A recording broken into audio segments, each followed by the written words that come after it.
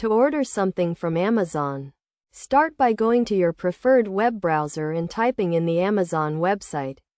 Ensure you are logged into your Amazon account. Then search for the item you wish to order. Once you've found the item, select the Add to Cart option. You may be given the option to add protection, but you can skip this step if you don't want it. Proceed to your cart and click on Proceed to Checkout. Enter your address. Then select the option to ship to that address.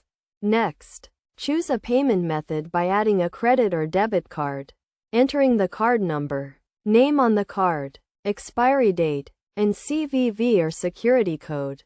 After adding your card, select the payment method and confirm your billing address. You may be offered additional services, such as a free trial, but you can decline these if you're not interested. Choose your preferred shipping speed or method. Then click Place your order to complete the process. This is the basic steps to order something from Amazon.